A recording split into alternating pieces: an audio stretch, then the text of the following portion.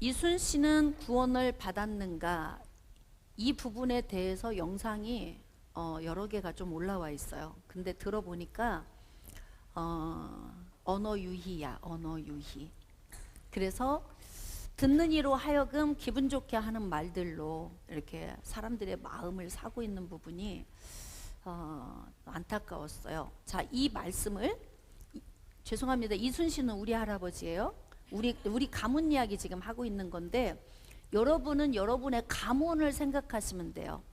여러분의 조상들을 생각해 보시고 직접적으로는 지금 대한민국에 복음이 들어온 지가, 물론 천주교는 좀 더 일찍 들어왔지만 약 한 130여 년밖에 안 돼요. 그래서 130여 년 전에 태어나서 복음을 듣지 못한 세대들이 있어요. 우리나라에 복음이 안 들어온 세대. 근데 그 세대는 어떻게 되었나? 이 부분에 대해서, 자, 이제 이순신은 구원을 받았는가에 대한 이 부분을 풀어내신 분은 어떻게 풀어냈냐면, 복음이 들어가지 않은 세대에는 하나님이 간과하셨기 때문에 그 부분은 다 하나님이 알아서 구원하신다, 이렇게. 근데 여러분, 이 구원이라고 하는 이 구원론은 정확하게 복음이 있어야 되는 거예요. 자, 그래서 이 유인물을 한번 봅시다. 1번, 이순신은 구원을 받았는가? 1번, 왜 구원이 필요한가? 왜 사람들은 이렇게 구원에 집착을 할까요? 구원? 어떤 경우에는 사람이 세상을 떠나면 다 이렇게 영면하소서, 영원히 잠드소서, 또는 좋은 곳에 가소서, 이런 거 있잖아요. 또 이 땅에서는 고생하고 많이 힘들게 살았으니까 내세에 가서는 좀 복 있는 곳에 가서 좀 이렇게 좋은 곳에, 이게 그러니까 사람마다, 예수는 몰라도 본능적으로 내세가 있음을 알고 있는 거예요. 본능이 알고 있어요, 그것을. 근데 중요한 건 뭐냐면, 본능이 어떻게 알고 있냐면, 죽으면 좋은 곳과 나쁜 곳이 있구나라는 것도 막연하게 있어요. 그래서 자꾸 죽음에 집착을 하는 거예요. 죽은 다음에는 어떻게 될까에 집착을 하게 되는 거고. 근데 이게 구원이라고 하는 부분이 왜 필요하냐면, 구원을 받아야 하는 이유가 있는 거예요. 인간이 구원을 받아야 했던 이유는 뭐냐면, 범죄했기 때문에 그래요. 그러니까 죄가 들어옴으로 인하여서, 자, 범죄했기 때문에 구원을 받아야 되는데, 그러면 구원은 어떻게 받냐면, 범죄한 이 죄의 문제를 해결해야 돼요. 죄의 문제를 해결해야 돼요. 오전에도 제가 설교 가운데 슥 하고 한마디 하고 지나갔어요. 몸을 섞으면 구원받는가? 있잖아. 그러니까 그 JMS 정명석 같은 경우는 너 나하고 몸을 섞어야 구원받아.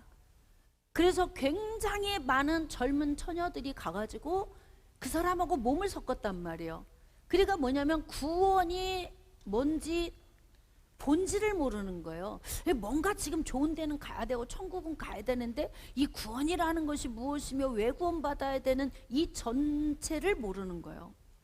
그러니까 구원이 필요한 건 죄 때문에 그런 거예요. 죄의 문제가 해결이 안 되면 절대 구원이 오지 않습니다. 그러니까 옛날에 그 우리 어렸을 때 노래도, 돈으로도 못 가요 하나님 나라, 나중에 이제 믿음으로만 간다. 얼굴 이뻐도 못 가, 돈으로도 못 가, 마음 착해도 못 가. 그러면 오직 뭐냐면 믿음으로만 갈 수 있다는 이야기거든요.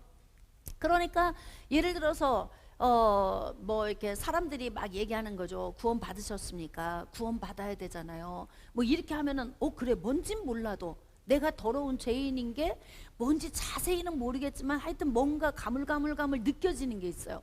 예수를 믿기 전에는 내가 죄인이라는 걸 잘 몰라요. 왜 그럴까요? 죄인이라는 걸 모르는 이유가 왜 그럴까요?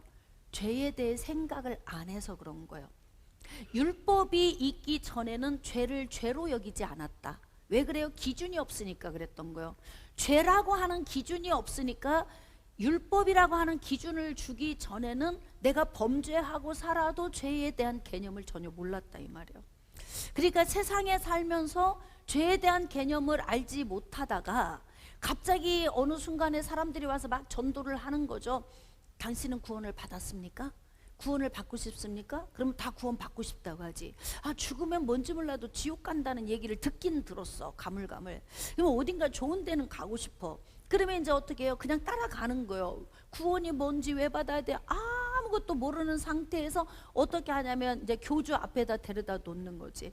그러면 나하고 이제 몸을 섞으면 너는 내가 하나님이니까 네가 거룩해진다. 그럼 그냥 그렇게 생각을 하는 거예요.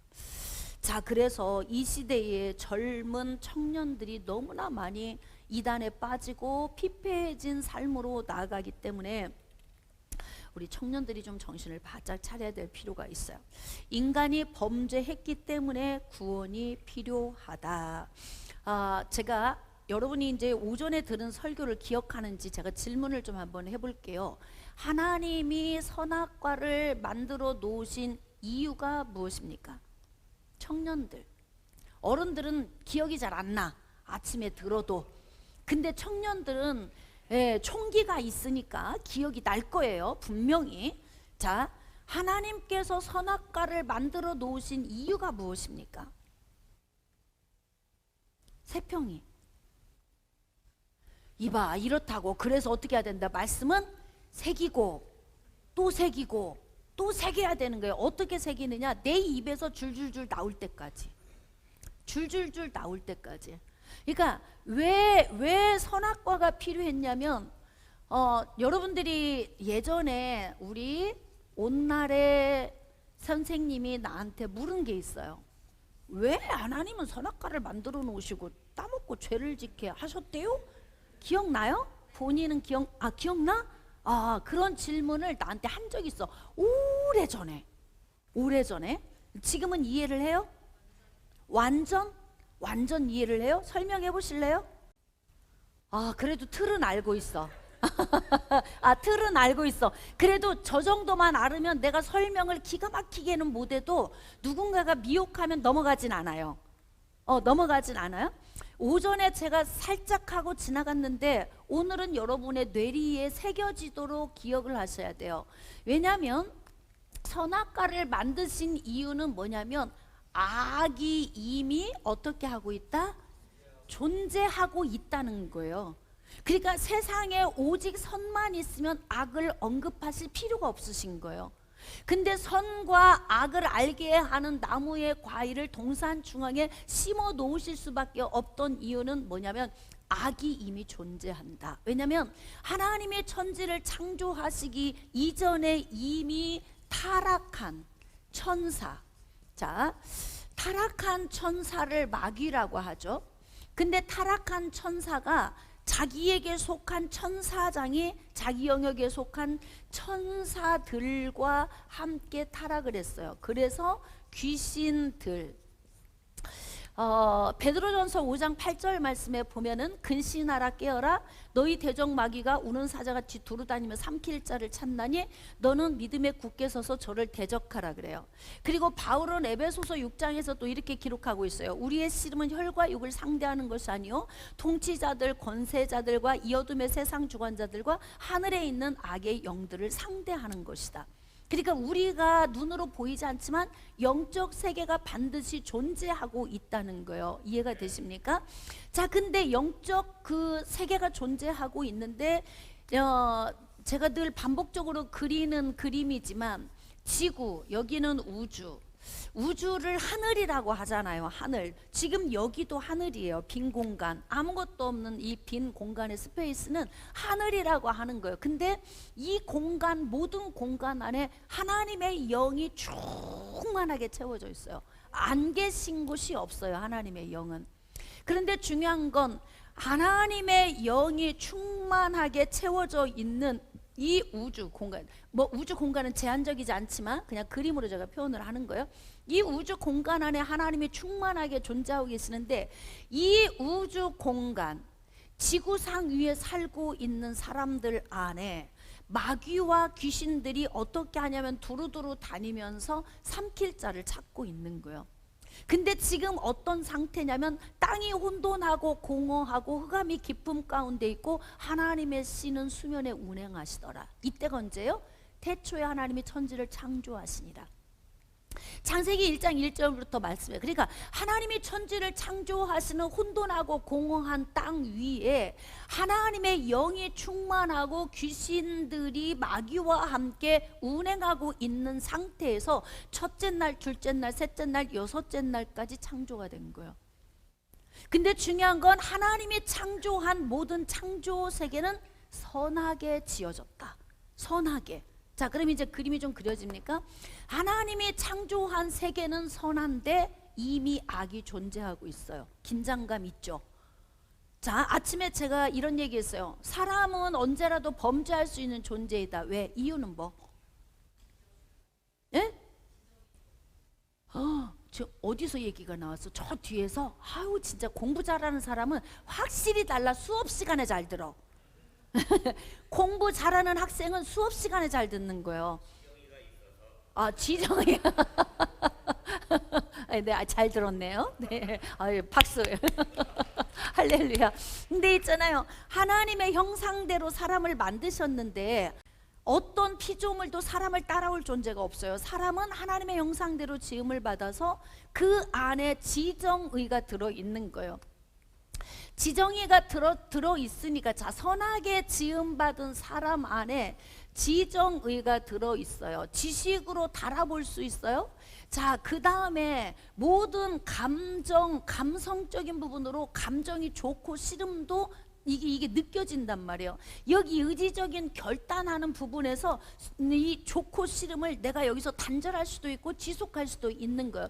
이 기능이 사람 안에 들어가 있기 때문에 이미 죄를 가지고 타락한 마귀가 귀신들과 함께 이렇게 다니면서 여기에 있는 하와를 공격해 온다면 무너질 수 있겠죠. 여러분 생각해 보세요. 지능이 높은 마귀가 와가지고 계속 와서 너 하나님처럼 되고 싶지 않아?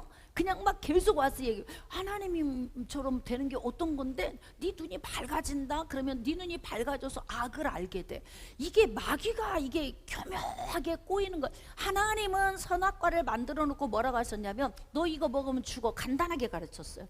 여러분, 말씀은 샤프합니다. 복잡하지 않아요. 말씀 뭐 깊이 막 뭐 쪼개고 또 쪼개고 또 쪼개서 해봤자 복잡하기만 해. 뭐 원어를 풀어낸다 복잡하기만 해요. 아주 단순해요. 하나님은 너 먹으면 죽어, 딱 이거라고요. 근데 마귀는 와서 이 말 저 말을 그렇게 많이 해. 막 미혹하기 위해서는 어떻게 해야 돼요? 좋은 말을 많이 해야지. 본인이 타락했던 그 방식, 하나님처럼 높아지려다 타락했잖아요. 사람은 항상 있잖아요, 자기가 늘 하던 방식대로 살아요. 마귀도 똑같아. 자기가 타락한 방식을 사람에게 그대로 적용을 시키는 거예요. 너 눈이 밝아져서 하나님처럼 된다? 그래서 어떻게? 선과 악을 분별하게 될 거야. 그러니까 다른 말은 다 안 들어와. 어디만 들어와? 여러분도 설교 듣다 보면은 내 귀에 쏙 들어오는 거 있죠? 이렇게 한 분단을 전했는데 여기서 쏙 들어오는 거 한마디, 복준대, 딱 요것만. 어떻게 해야 복준대? 여기까지는 몰라. 그냥 하나만 들어오는 거예요. 그러니까 어떻게 하와하고 막 귀신이 막 얘기를 할 때 어떡하냐면 하나님처럼 된대. 그래서 선과 악을 알게 하게 될 거야. 근데 이 악을 알게 된다는 것이 얼마나 무서운 것인지조차 생각할 겨를이 없이 가장 귀에 들어오는 게 뭘까요? 하나님처럼 된다고, 이거야. 하나님처럼 된다고. 이게 마귀가 그것을 계속 사람 안에 넣어주는 거죠. 자, 그렇게 해서 들어오게 되는 거예요. 왜 하나님이 선과 악을 알게 하는 나무의 과일을 여기다가 만들어 놓고 먹지 마 했냐면, 이것을 안 먹으면은 이 죄가 안 들어오는 거예요. 먹으면 죄가 들어오는 거예요. 이미 죄가 존재하고 있기 때문에. 사람은 선하게 지어졌는데, 그러니까 하나님께서 여기를 어떻게 하느냐, 금지구역으로 만들어 놓은 거예요. 금지구역. 자, 여기서 이제 궁금한 거, 생명나무에 대해서는 왜 금지하지 않았나? 생명나무 맞출 수 있는 분 있어요? 오늘은 지금 대학교 강의하고 있습니다. 여기는 지금 신학교예요. 자자, 생명나무는 왜 금지하지 않았는가? 에? 네? 다시. 악이 없으니까 그 말도 맞을 수는 있겠네. 약간 근데 교수님이 원하는 답은 좀 못 미쳤어요. 그럼 뭐냐면 생명나무에 대해서는 왜 언급을 안 했냐면 하나님이 어떻게 만들어서 영생하는 존재로 사람을 만들어서 생명나무는 먹어도 상관이 없어. 왜일까요? 이미 생명이니까. 근데 이제는 먹으면 안 될 때가 있어요. 언제? 죽은 상황에서 생명나무를 먹으면 스스로 살아나 버려. 그래서 쫓아내버린 거예요. 에덴 동산에서. 이해되십니까? 그러니까 여러분들이 이게 이제 성경을 영적 원리로 잘 깨달아 알아야 돼요. 죄를 범하고 난 다음에 그들이 죽은 상태에서는 생명나무의 열매를 따먹으면 영생할까 하노라. 그러니까 범죄하기 전에 어떻게 지어진 거예요? 영생하도록 지어진 거예요. 근데 범죄하고 죽게 된 거예요. 생명나무 따먹으면 다시 살게 되는 거예요. 그래서 에덴에서 쫓아내고 그룹과 도로 두루두루 도는 화염검으로 다 지키게 하고 에덴을 밀폐시켜 놔버렸다 이 말이에요. 그러니까 하나님께서 선악과를 여기다 놓으신 것은 뭐냐면 금지구역이에요. 금지구역. 자, 이미 죄가 존재하고 있는 것에 대한 경고장이죠. 오늘 제가 이 레드카드다 그랬어요. 하나님이 주시는 경고장, 레드카드. 너 이거 먹으면 죽어? 여기는 오지마. 그거 먹지만 않으면 너는 영생하는 존재가 될 거야. 마귀가 그냥 놔둬요? 안 놔두지. 마귀가 그냥 놔두질 않아요. 그러니까 마귀의 집요한 공격에 넘어진 거예요. 자, 이제 이때부터 어떻게 됐냐면 죄인이 됐단 말이에요. 죄. 이제 죄 때문에 죽은 거예요. 범죄한 것 때문에 죽음, 사망이 왔어요. 다시 살아나려면, 생명으로 가려면 뭐가 해결돼야 돼요? 죄가 해결이 돼야 돼요. 그러니까 몸을 섞어서 되거나 돈을 많이 들여서 되거나 예뻐서 되거나 착해서 되는 게 아니다 이 말이에요. 죄의 문제가 해결이 돼야 된다는 거예요. 그냥 근본적으로 이 복음을 깨닫지 못하면 자꾸 미혹된 곳에 빠지는 거예요. 여러분, 하나님은 영이시잖아요. 어머니 하나님이 될 수 없는 이유 한 가지만.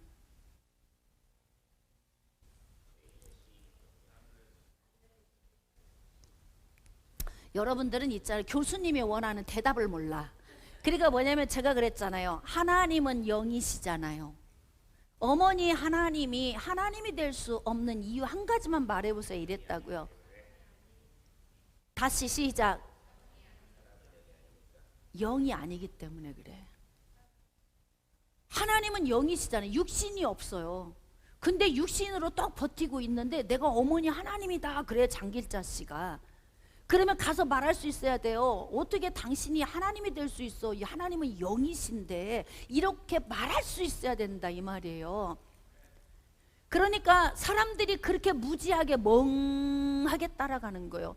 굉장히 성도들 똑똑할 것 같죠? 안 똑똑합니다 여러분. 제가 이렇게 반복해서 하는 얘기 또 하고 또 하면 잘할 것 같죠? 돌아서면 또 잊어버려.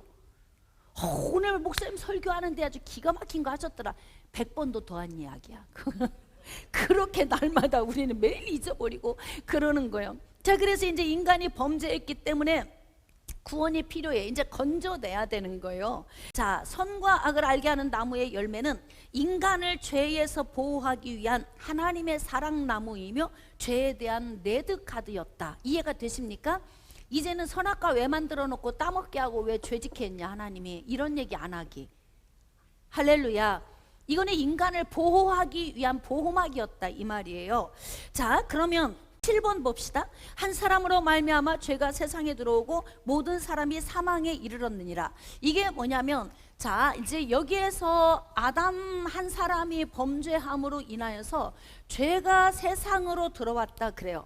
죄가 세상으로 들어와서 모든 사람이 죄를 지었다. 이게 바로 뭐냐면 유전죄.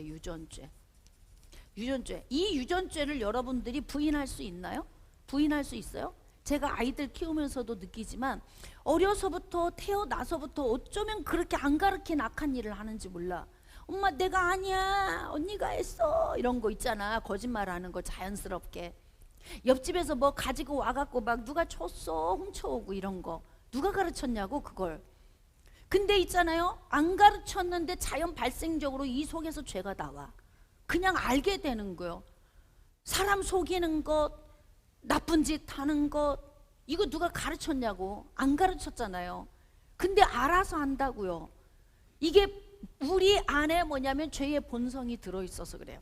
그러니까 죄의 본성이 들어있기 때문에 죄를 짓는 거죠. 자, 유전죄는 무엇을 의미하냐면 죄의 본성을 의미해요. 이거를 뭐냐, 죄성이라고 하죠. 자, 이제 이 죄성에서 나오는 것이 무엇이냐면 바로 죄예요. 죄. 이 죄는 어디로부터 나오냐면 이 죄는 속사람 속에서 나오는 거예요. 여러분, 인품이 좋은 사람이 왜 좋으냐면 인품이 좋은 사람은 속사람의 상태가 그런대로 괜찮은 사람이에요. 근데 속사람의 상태가 아주 상태가 안 좋은 사람이 있어요. 상처가 많다든지 불행하게 컸다든지 사랑을 못 받았다든지 아니면 늘 악한 삶 속에서 늘 보면서 그냥 배운 것이 꼭 그런 걸 배웠다든지, 그러면 입력되어진 모든 것이 좋지 않기 때문에 속사람의 상태가 좋지 않아요. 죄는 속사람에서 나오는 거예요. 속사람 속에서 죄가 형성이 되면서 어떻게 하느냐, 말과 행동으로 나오게 되는 거죠. 이게 절제가 잘 되는 사람은 그런대로 인품이 좋은 사람처럼 보이고, 이게 절제가 잘 안 되는 사람은 인품이 안 좋은 사람처럼 보이는 거예요. 그러니까 들킨 죄인과 들키지 않은 죄인의 차이일 뿐이야. 더 좋은 사람도, 더 나은 사람도, 더 괜찮은 사람도, 아주 나쁜 사람도 있는 게 아니고요. 이거는 훈련된 상황에서 어떻게 나를 표현하느냐의 방식에 따라서 좋아 보이기도 하고 안 좋아 보이기도 하는 거예요. 이렇게 세상의 모든 사람이 죄인이 될 수밖에 없었던 것은 유전죄를 통해서 들어왔는데, 유전죄를 타고 태어나니까 자범죄를 짓게 되는 거예요. 배우지 않은 죄를 짓게 되는 거예요. 자, 그럼 여기에서 혹시 충돌되는 분 있을 수 있어요. 전 죄 안 졌는데요, 난 죄인 아닌 것 같아요. 이런 분 혹시 있을 수 있어요. 제가 손은 들으라고는 안 하겠어. 그런 분이 있을 수는 있어요. 근데 중요한 건 뭐냐면 가만히 생각해 보세요. 누군가를 보면 미운 사람 있어요, 없어요? 있죠. 막 남이 잘 되면 배 아파요, 안 아파요? 아파잖아. 공부 좀 잘하면서 잘난 체 하는 애 보면 꼴 보기 싫어, 안 보기 싫어? 그렇지, 때려주고 싶고 있잖아. 그거 다 그게 죄에서 나온 생각이야. 그게 다 내가 죄덩어리라는 뜻이에요. 그러니까 대부분 사람들은 자기의 말과 행동으로 어떤 부분에서 들키지 않는 부분에 대한 내면의 죄는 자꾸 그냥 지나가려고 하는데, 이제 그게 나를 덮게 되는 요인이 되는 거예요. 이렇게 우리는 우리 안에 있는 모든 죄를 밖으로 표출하면서 범죄하면서 살게 됩니다. 자, 의인이 한 사람도 없다. 말씀을 봅시다. 거기 로마서 3장 10절로 12절. 거기 우리 같이 한번 읽읍시다. 로마서 3장 10절로 12절 시작. 기록된 바 의인은 없나니 하나도 없으며 깨닫는 자도 없고 하나님을 찾는 자도 없고 다 치우쳐 함께 무익하게 되고 선을 행하는 자는 없나니 하나도 없도다. 아멘. 지금 의인은 한 사람도 없다고 말을 하고 있어요. 자, 그러면 성경에 기록된 의인, 노아도 의인이었다 그래요. 욥도 의롭게 살았던 자다 그래요. 성경에 보면 가끔씩 하나님과 동행하면서 죄에 대한 전혀 언급이 없이 에녹도 하나님과 동행하다가 그냥 하나님이 데려가셨다, 뭐 이런 분도 있어요. 그러면 한번 제가 물어볼게요. 그런 사람들에게 붙여진 그 의롭다는 그 의로움은 무슨 의일까? 자, 1번 죄인이 아닌 의인을 말하는 것이다. 2번 그래도 죄를 안 지으려고 몸부림치며 사는 사람이었다. 3번 하나님의 은혜로 의롭다함을 얻은 자들이다. 할렐루야. 인천광명교회 수준 높습니다. 이 정도예요. 이 정도. 그러니까 하나님의 은혜로 의롭다함을 얻은 자예요. 그래서 노아도 보면 의인인데 하나님의 은혜를 얻었더라. 그게 먼저 기록이 돼 있어. 근데 중요한 건 뭐냐면, 자, 이제 이순 씨는 구원을 받았는가에 대해서 이 쭉 말을 풀어가는데 어떤 이야기를 하냐면 이순 씨는 의인이었다, 이렇게 이야기를 하더라고요. 자, 이순 씨의 의인은 첫 번째, 하나님께로부터 죄를 사함받은 의인이었나, 아니면 착하게 산 의인이었나, 나라를 구한 의인이었는가? 할렐루야. 이거 의가 다 같지 않아요, 여러분. 지하철역에 지하철이 오고 있는데요, 아기가 하나 떨어졌어요. 근데 내 목숨을 막 던져가지고 그 아이를 살려갖고 막 둘이 살아 나왔어요. 이 사람 의인이잖아요. 어떤 의인이에요? 생명을 구출한 의인인 거잖아요. 그러니까 의인이 다 같은 의인이 아니라고요. 이순신 장군은 우리 할아버지인데 덕수 이가예요. 내가 이순신 장군의 그 덕수호를 받아서 왔다고. 예, 근데 중요한 건 뭐냐면 그 할아버지는 군인이었어요. 군인. 장군이었다고. 장군. 군인이 나라를 위해 싸우는 건 당연한 거고, 너무너무 전략이 좋아가지고 나라를 구한 것은 그분의 탁월함이었지, 그것이 나라를 구한 의인이 죄가 없다는 의미는 아니다 이 말이에요. 할렐루야. 그러니까 우리가 그런 요인들을 잘 우리가 분별을 할 수 있어야 돼요. 세상에는 의인은 한 사람도 없어요. 자, 그럼 보겠습니다. 의인이 한 사람이 없으면 어떻게 해야 되느냐? 구원을 받으려면 죄의 문제를 해결을 해야 돼요. 여기까지만 하고도 제가 한번 여러분에게 질문을 해볼게요. 이순신 구원 받았겠는가? 가슴 아프지만 우리 할아버지라 32대 손이에요 제가, 이순신 장군의.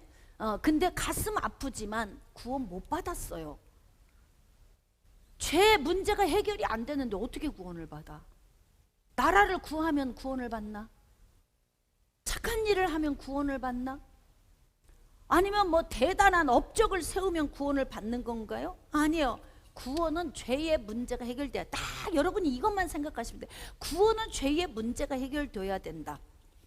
자, 그래서 두 번째, 구원은 죄 사함을 받아야 얻는 것이다. 자, 해라고 써 있네요. 행이에요. 행. 사도행전 2장 36절로 40절. 자, 그런즉 이스라엘 온 집은 확실히 알지니 너희가 십자가에 못 박은 이 예수를 하나님의 주와 그리스도가 되게 하셨느니라. 유대인들이 예수님을 십자가에 못 박아 죽게 했어요. 근데 예수님이 사흘 만에 부활을 하셨잖아요. 그리스도와 주가 되게 하셨다 이 말이에요. 그러니까 이제 이 복음을 듣고 사람들이 마음이 막 찔렸어요. 그럼 우리는 어떻게 해야 구원을 받을 수 있느냐? 이렇게 하니까 베드로가 정말 중요한 이야기를 했어요. 38절. 베드로가 이르되 너희가 회개하여 각각 예수 그리스도의 이름으로 세례를 받고 죄 사함을 받으라. 이거 회개예요. 회개. 여러분, 죄의 문제에 의해서 해결을 받으려면요, 어떻게 해야 되냐면요, 이 범죄한 부분에 대해서 회개를 해야 돼요. 근데 이 회개는 낱낱이 내가 어제는 나쁜 생각했고 무슨 생각했고 몇 월 몇 시에 뭐 했고 이런 회개를 의미하는 게 아니에요. 이 회개라는 의미는 뭐냐면 내가 죄인임을 깨닫는 거예요. 아직도 내가 죄인이라는 것이 충돌되는 분 있어요? 아니 무슨 죄, 난 그렇게 나쁜 짓도 안 했는데, 이렇게 말하는 사람 많거든요. 세상에 가면 난 나쁜 짓 별로 안 해서 난 죄인 아니야, 이런 사람 많아요 여러분. 근데 혹시 여기 앉아 있는 분들 중에 나 죄인 아니야 이렇게 생각되는 분 있으십니까? 우리 죄는 겉으로 보여지는 게 아니라 우리 죄는 속사람 속에서 나온다 그랬어요. 이 땅에는 의인이 한 사람도 없어. 다 죄인이에요. 근데 그냥 궁극적으로 나에게는 유전죄가 있고 그 다음에 유전죄에서 나오는 자범죄가 있음을, 내가 죄인이구나, 내가 더럽구나, 이걸 깨닫는 게 회개라고요. 내 존재가 더럽다는 걸 깨닫는 게 회개예요. 그럼 있잖아요, 더러우면 씻고 싶어야 되잖아. 그렇지 않아요? 씻으려면 어떻게 씻어야 되냐 이 말이죠. 그러니까 구약에서도 자꾸 예수 그리스도의 피를 보여주기 위해서 짐승을 잡아드리고 예수님 바라보게 하고 짐승 잡아드리고 예수님 바라보게 하고 했던 그 안식일의 규례, 오늘 오전에 우리 말씀을 들었잖아요. 근데 왜 그렇게 한 거예요? 그걸 보면서 자꾸 씻고 싶은 마음 들게 하는 거예요. 짐승을 잡아서 피를 흘리고 번제단 뿔에 바르고 번제단 위에 막 뿌리고 바른 이런 어떤 제사의 절차를 통해서 내 더러움을 보면서 자꾸 내가 씻고 싶어져야 된다는 거야. 이거 여러분 사우나에서 깨끗해지는 게 아니라고요. 예? 사우나 가서 막 10분 더 담궈. 이거 더 깨끗해져야 돼. 그래서 10분 더 담그면 때가 더 불어. 그래서 때만 많이 나와. 오래오래 담그고 있으면. 그러면 있잖아요 여러분, 그거는 몸을 깨끗하게 하는 거니까 물로 씻으면 되는 거잖아요. 마음속에 보이지 않는 죄는 뭘로 씻어야 돼 도대체?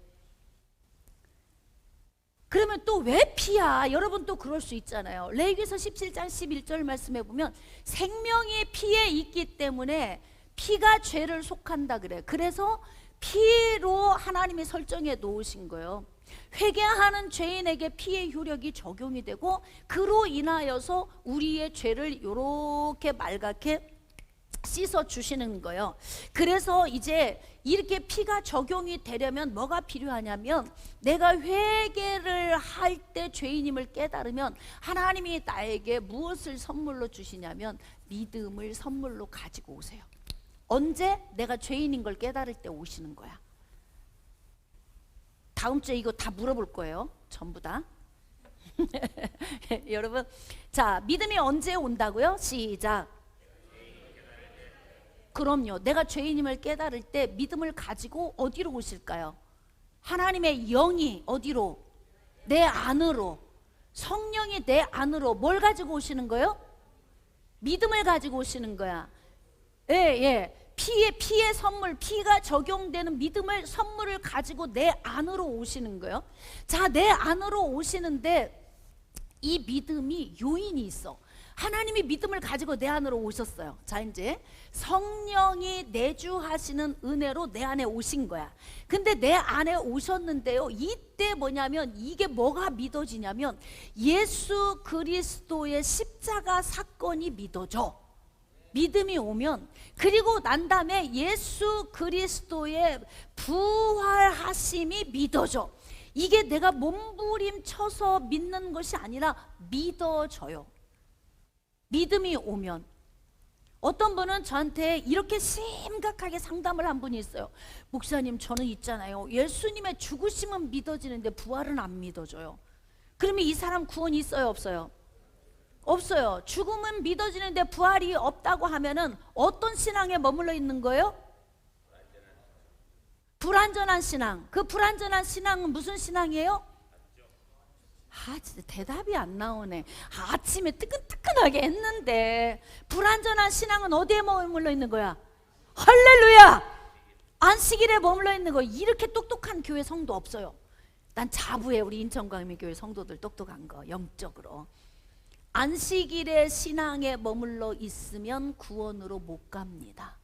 그러니까 그분은 어디에 머물러 있는 거예요? 예수님의 죽으심만 믿어지는 거야. 그러니까 뭐냐면 죽는 건 누구나 다 죽을 수 있잖아. 그러니까 이건 믿어지는 게 아니라 인정만 하는 거지. 그냥 살다가 죽었구나, 여기까지. 근데 죽은 지 사흘 만에 부활하셨다고 하는 게 안 믿어져요. 그러니까 이 사람은 결국 믿음이 있는 것이다, 없는 것이다? 없는 것이다. 그러니까 안식일, 토요일에 머물러서 무덤 안에 있는 예수님만 바라보고 있으면 구원이 안 온다, 이 말이에요. 그래서 부활의 신앙으로 우리가 나아가야 되는 거예요. 그래서 예수님의 죽으심과 부활하심을 믿어야 된다. 아까 그래서 오전에도 로마서 10장 9절로 10절 말씀에 하나님이 그를 죽은 자 가운데에서 다시 살리신 것을 내 마음에 믿으면 어떻게 하리니? 구원 받으리니. 이건 원리입니다, 여러분. 그래서 그냥 구원은 그냥 오는 게 아니에요. 그러니까 예를 들어서 이런 거지. 여러분들 그렇게 살아서 구원이나 받겠습니까? 이 말이 마저 틀려요. 틀린 이야기예요. 그런 이야기 듣고 눌리면 안 돼요. 그럼 나는 구원 못 받겠구나. 그러면 뭐 어떻게 해야 되는 거야? 그러니까 어떻게 해야 되는 거야? 라는 고민을 하게 설교를 하면 그거는 사기를 치고 있는 거예요. 왜인 줄 아십니까? 행위로 구원이 오는 게 아니기 때문에 그래요. 더 깊게 행위로 죄사함이 오는 게 아니기 때문에 그래요. 죄사함은 피로만 주어지는 거예요.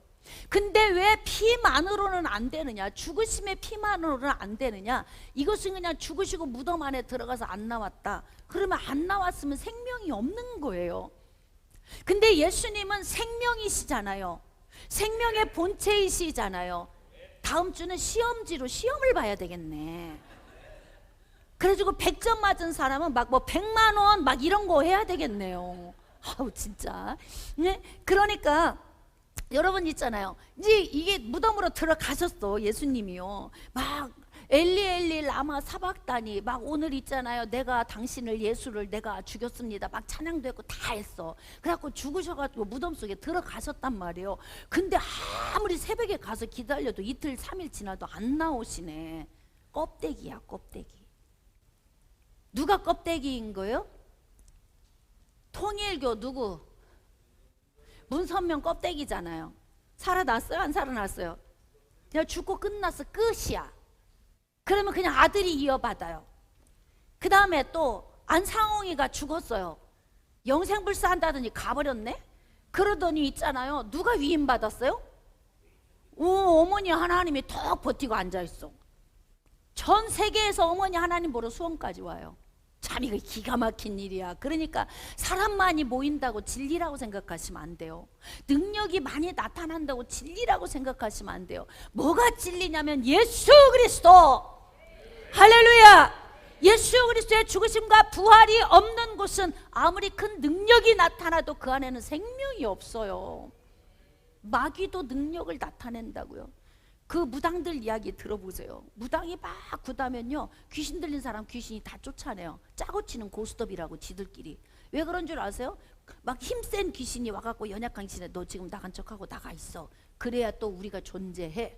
그래야 우리 따르는 사람도 생기고. 그러니까 자기들끼리 짜고 치는 고스톱처럼 한다고. 그러면 어떡하냐? 힘이 없는 귀신들은 그냥 나가요. 그러니까 귀신 들린 사람 무당이 와서 구다면 치료될까 안 될까?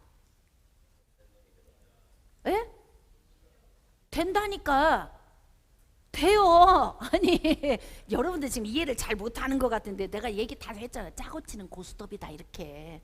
그러니까 마귀가 자기 영역을 넓히기 위해, 자기를 바라보게 하기 위해 귀신과 마귀는 같이 한 세트가 되어서 너 나가. 그래가지고 어떻게? 마귀가 힘이 있는 걸 보여줘. 오, 귀신 쫓아내네, 회복되네. 그러면 주변 사람 전도해서 또 오잖아. 그러니까 영의 세계가 이렇게 미묘하다고요. 아주 복잡하고 미묘합니다. 그렇기 때문에 능력이 많이 나타나는 것을 중심으로 평가를 하면 안 돼. 저는 항상 어떤 영상을 보든 누구의 사역을 보든 성경의 기준에 세워놓고 안 맞으면 저는 그 사람 신뢰 안 합니다. 왜일까요? 하나님이시잖아. 성경은. 이 성경은 하나님의 입에서 나온 말씀이잖아요. 그러니까 하나님이 주신 이 말씀이 기준인 거예요. 할렐루야. 그래서 여러분이 성경을 아는 지식에서 자라가는 것이 굉장히 중요하다는 거예요. 그래서 예수 그리스도의 죽으심과 부활 통해서 이제 구원을 받는 거예요. 자, 그러면 네 번째 3페이지. 구약의 성도들은 율법으로 구원을 받았나? 자, 제가 질문해 볼게요. 구약의 성도들은 율법으로 구원을 받았습니다. 맞을까요? 틀릴까요? 틀려요? 맞습니까? 그러면 어떻게, 예수님 오시지도 않았는데 어떻게 예수님 믿고 구원을 받아요? 자, 그래서 여러분들이 자, 히브리서 말씀을 오늘 집에 가서 좀 묵상해 보세요. 히브리서 말씀은 아주 진짜 보배로운 말씀입니다. 그 안에 진리가 엄청 녹아들어져 있어요. 근데 히브리서 말씀 속에는 뭐냐면 제사에 관한 이야기가 많이 나와요. 근데 이 짐승의 제사, 이 제사는 죄를 없이 하지 못한다는 거야. 짐승의 제사는 죄를 사하는 제사가 아니라는 거예요.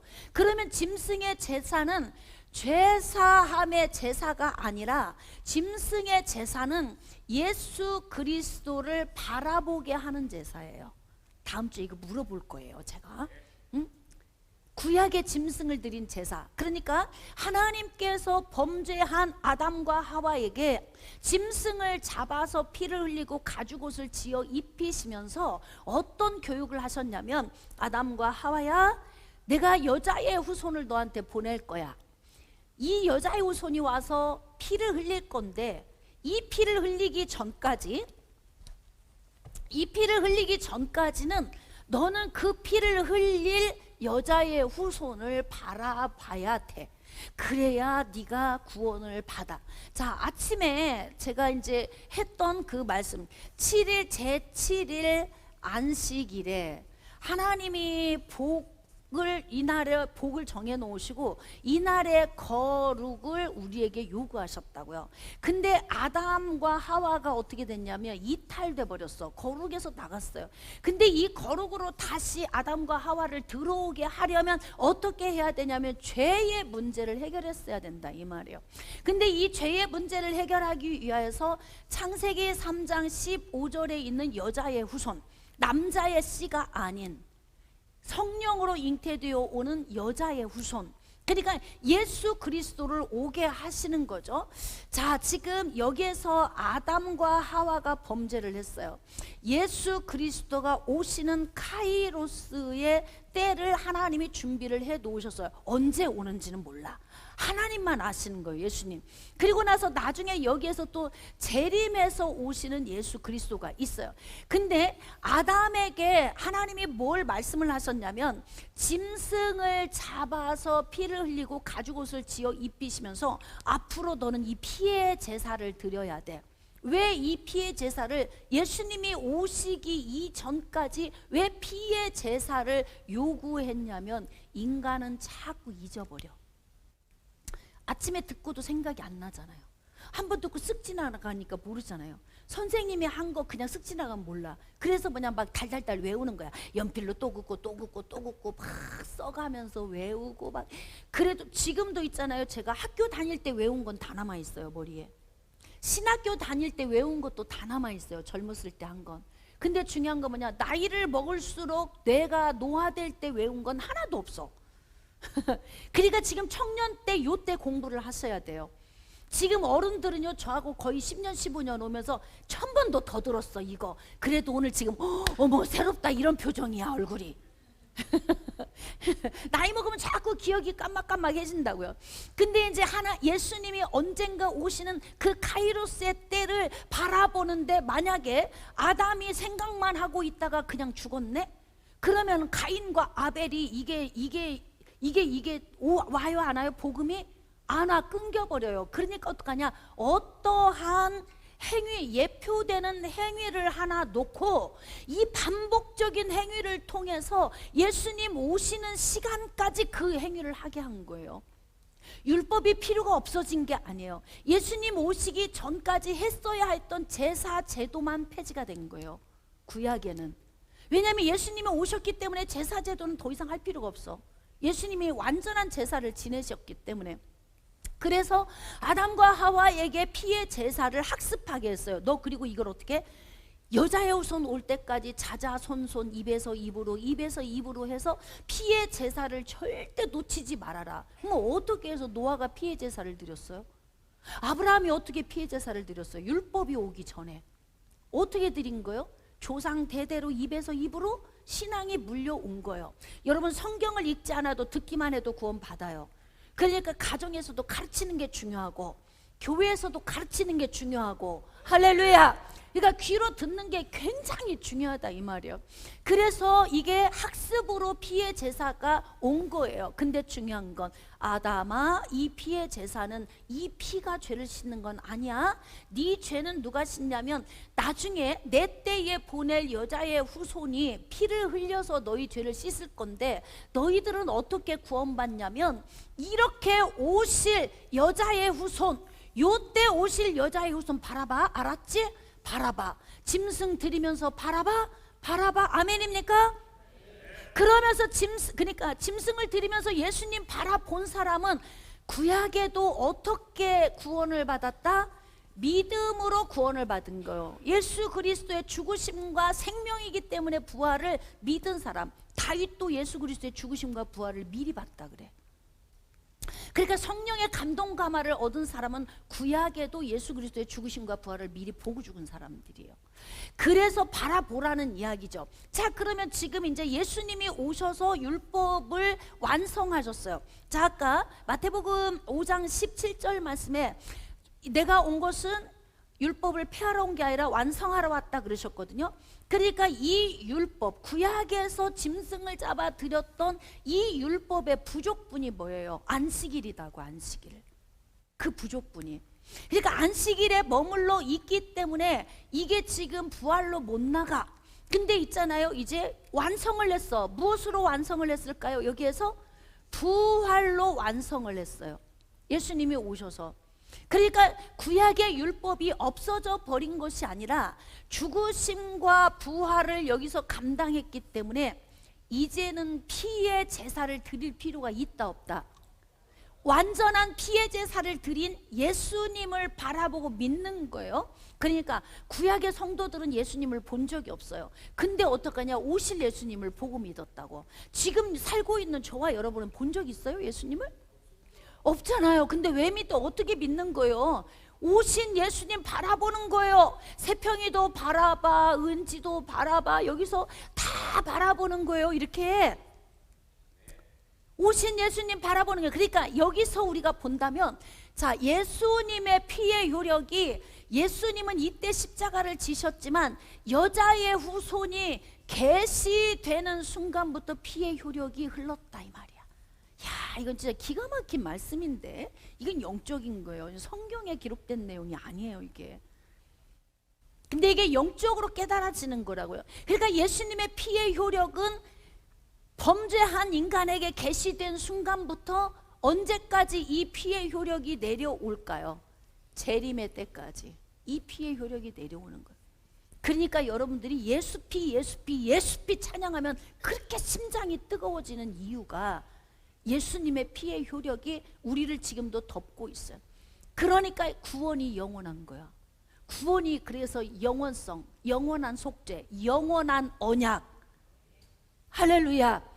예, 그러기 때문에 여러분이 예수 그리스도의 죽으심과 부활이 믿어지면 불안해하지 마세요. 하나님이 나를 영원히 책임져 주시는 거예요. 그러니까 이제 여기서 아싸라비야, 그러면 이제 대충 살아도 되겠네, 구원은 따놨네, 이거 아니다 이 말이에요. 왜? 예수님이 내 안에 오시면 저를 보니까 매여 살게 돼 있어. 매여 살게 돼요.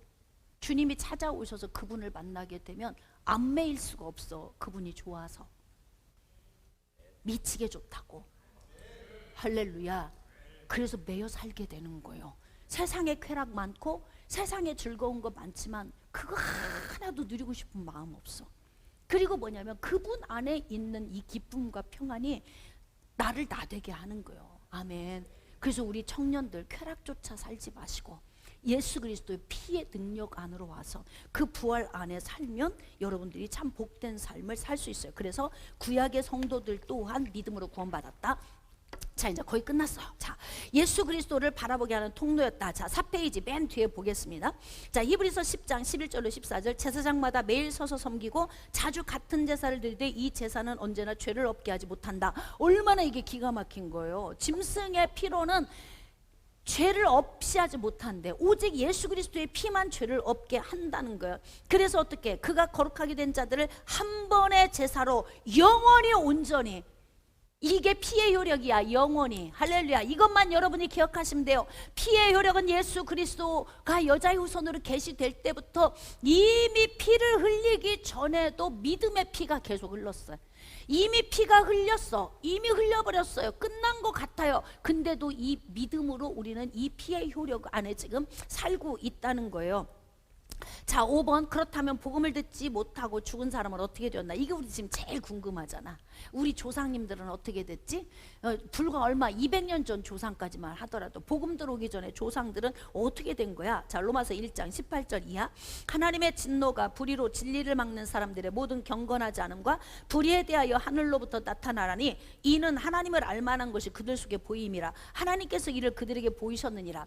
여러분, 사람 안에 본능적으로 내세를 생각하고요, 천국과 지옥을 자꾸 생각하고 죽은 사람 있으면 좋은 곳으로 가기를 원하고, 이 옛날 왜 있잖아요, 무속신앙인 노잣돈 주잖아요. 좋은 곳 가라고 노잣돈. 그래가지고 막 그게 다 이 무속신앙인들의 모든 그 샤머니즘적인 행위도 뭐냐면 그들의 본능 안에서 내세를 바라보고 다 하는 행동들이에요.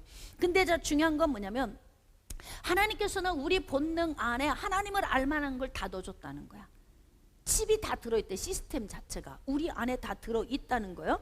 자, 그래서 창세로부터 그의 보이지 않은 것들 곧 그의 영원하신 능력과 신성이 그가 만드신 만물에 분명히 보여 알려졌나니 그러므로 그들이 핑계하지 못할지니라. 나 예수 몰랐어, 하나님 몰랐어, 이게 핑계 못한다는 거예요. 핑계할 수 없다는 거예요. 왜냐하면 여러분, 그래서 거슬러 올라가야 돼요. 단순히 우리 아버지 할아버지 여기만 보지 말고 어디까지 가야 되냐면 계보가 가인으로 가야 돼. 가인과 아벨을 쳐 죽였기 때문에 셋을 주셨잖아요. 그래서 가인의 계보와 셋의 계보예요. 여기는 불신앙의 계보이고요, 이 셋은 신앙의 계보예요. 근데 우리는 지금 이방인으로서 어떤 계보를 타고 왔냐면 불신앙의 계보를 타고 왔어요. 근데 불신앙의 계보를 타고 왔는데 2000년 전, 3000년 전, 4000년 전, 5000년 전에 태어났어. 예수 복음 몰랐어. 이게 핑계할 수 있어요? 이탈해서 죄 가운데로 나가버렸는데 하나님을 버리고 거부하고, 그래서 그 가운데서 우리가 지금까지 살고 왔잖아요. 그렇기 때문에 가인의 후예들은 핑계할 수 없다. 이해가 되십니까? 우리는 어찌 보면 위안 삼고 싶어요. 아, 그래도 우리 조상들이 좀 착하게 살았고 이순신 장군처럼 뭐 나라도 구했고 이런 뭐 의로운 일을 좀 하고 살았으면 그래도 구원되지 않았을까? 이렇게 인간적인 위안은 좀 받고 싶지. 왜 그래요? 우리 조상이니까 좀 구원 받았으면. 천만의 말씀. 아무리 나라를 구한 의인이었어도 그래도 구원이 없어요. 구원이 없어. 근데 변증가들은 구원을 받는다 이렇게. 왜일까요? 이 말씀 때문에 그래요. 자, 사도행전 17장 30절. 자, 위쪽에 이제 맨 마지막에 보면은 구원은 죄가 해결돼야 해요. 근데 자, 변증가들은 사도행전 17장 30절 말씀으로 예수 그리스도를 알지 못하던 시대의 사람도 구원받았다고 말한다. 하지만 알지 못하던 시대에 하나님이 간과하셨다는 간과는 몰랐기 때문에 구원한다는 의미가 아니라 심판의 유예를 의미하는 것이다. 이거 정말 중요합니다, 여러분. 그러니까 어떤 단어 하나를 어떻게 해석하느냐에 따라서 이게 완전 달라지는 거예요. 근데 자, 봅시다. 그러면 17장 30절, 알지 못하던 시대에는 하나님이 간과하셨거니와, 이 간과라는 이 용어 때문에 뭐냐면, 알지 못하던 시대에는 예수를 모르고 죽었지만 하나님이 다 알아서 구원하셨다, 이렇게 지금 풀이를 해낸다고요. 이게 얼마나 위험한 발상이에요. 복음은 원리가 있어요. 진리 안에서 복음이 이루어지는 거예요. 그냥 그러면 생각해 보세요. 우리가 1000년이 지났어. 우리가 지금 이 시대에 죽고 1000년이 지났어요. 우리 후손들이 그 말씀을 그렇게 해석하면, 그러면 우리도 예수 없어도 구원받네? 맞는 이야기예요? 아니잖아요, 이게. 그래서 뭐냐면 알지 못하던 시대에 하나님이 간과하셨거니와, 또 밑에 볼까요? 사도행전 14장 16절로 17절. 하나님이 지나간 세대에는 모든 민족으로 자기들의 길들을 가게 방임하셨다. 여기가 좀 이해가 좀 쉽죠? 방임이 뭐예요? 방관하셨다는 거죠. 방관. 자식들이 막 문제를 일으켜. 하지마, 돌아와, 안 돌아와. 근데 나중에는 어떻게 하냐면, 너 할 대로 해, 알아서 해. 이거는 뭐예요? 방임은, 간과는, 묵인했다는 것은 그냥 죄를 사해줬다는 의미가 아니에요. 네 갈 길로 가, 네 알아서 가, 그거거든요. 근데 그것을 하나님께서 그냥 눈 감아주셨다.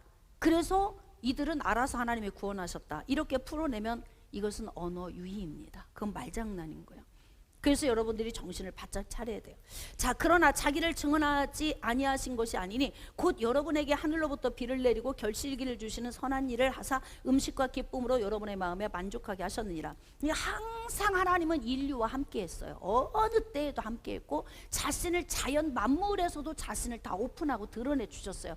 인간이 악하고 죄악되기 때문에 하나님을 감지하지 못하고 산 거예요. 그러니까 그러면 이제 뭐 결론 자 끝났습니다. 자, 이순신은 구원 받았는가? 이제 여러분이 대답해야 돼요. 자, 이순신은 죄가 없는 의인이 아니라 나라를 구한 의인이었다. 그 빨간색으로 했다고 내가 거기 사람들이 못 알아듣고 이순신은 의인 아니었습니까? 그러니까 다 뭐 하나님이 알아서 이렇게 했다, 뭐 이렇게. 저 어떻게 말을 그렇게 유의를 그렇게 부리는지 모르겠어요. 자, 그럼 제가 여러분의 질문하겠습니다. 결론. 여러분의 예수를 알지 못하고 죽은 여러분의 조상, 저의 조상, 이 전 세대에 복음을 접하지 못하고 죽은 사람들은 어떻게 되었을까요? 대답해 주세요. 난 청년들의 대답을 듣고 싶어. 네네. 어떻게 됐을까? 그냥 괜찮아요. 틀려도 괜찮고 다른 사람하고 달라도 괜찮아요. 어떻게 됐을 것 같아요, 여러분이? 자, 한번 얘기해 봅시다. 어떻게 됐을까요? 예찬이 그 앞줄 3명 한번 대답해 봐요. 세평이는 오늘 이 말씀을 듣고 세평이 조상, 예수를 모르고 돌아가신 분들은 어떻게 됐을 것 같아요? 못 받을 그 은솔이 한번 대답해 볼까?